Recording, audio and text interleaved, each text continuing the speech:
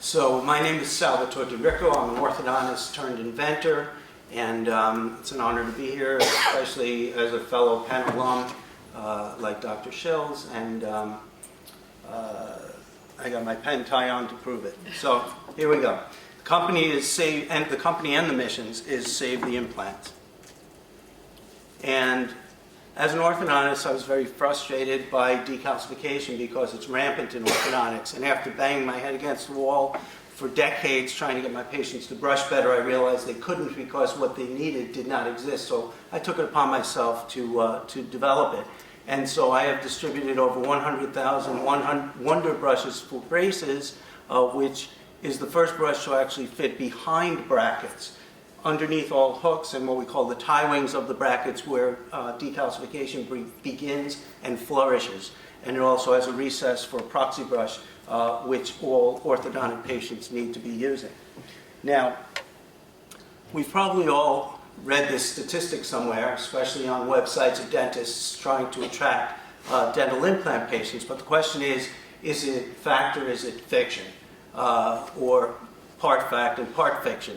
And I basically put it in the same category as this quote.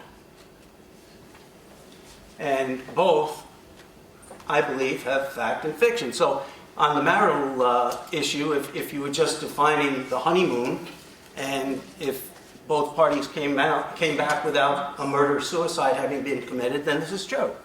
And but for dental implants, I'm sure that this statistic was not included in that 95 to 98%. And this is based on the fact that evidently the FDA was having some kind of hidden underground statistical base that perhaps someone was getting paid to suppress. Now, here's the reality about implants, as we know it from research. 80% are infected in 5 to 10 years after placement, and the references are on the bottom of the screen. 79% of peri-implantitis is plaque-induced, and Dr. Shills would love that study because it was done at the dental school at Penn.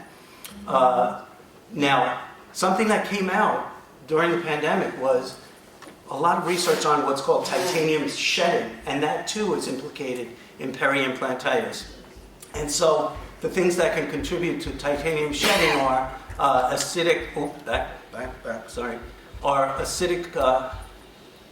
pH and infection, using cavitrons, metal scalers, even prophy jets with sodium bicarbonate, fluoride, and hydrogen peroxide.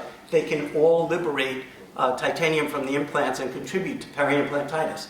Now, I know Tom doesn't like this, but dental floss has been implicated in causing peri-implantitis by leaving fibers or residue behind. And floss can sever the fragile gingival seal.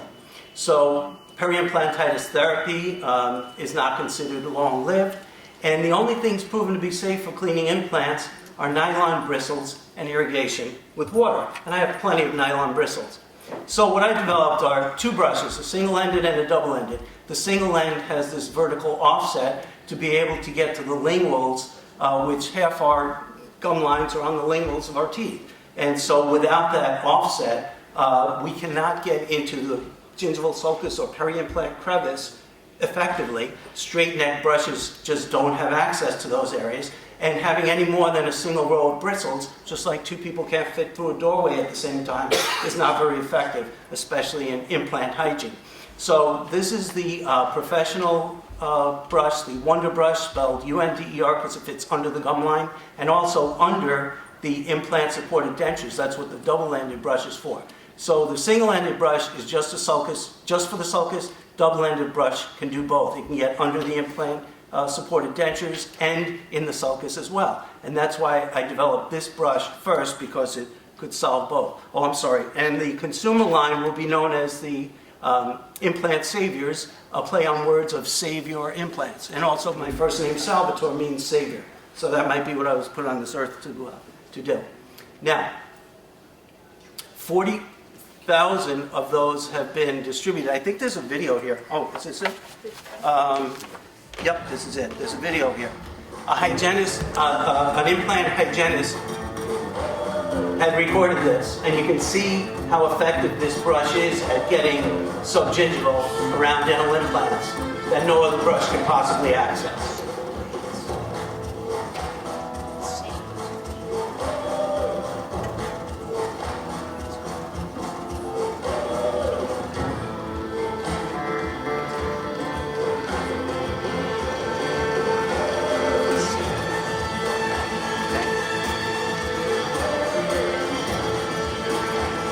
There's really not another brush on the market that can get into these crevices the way this can.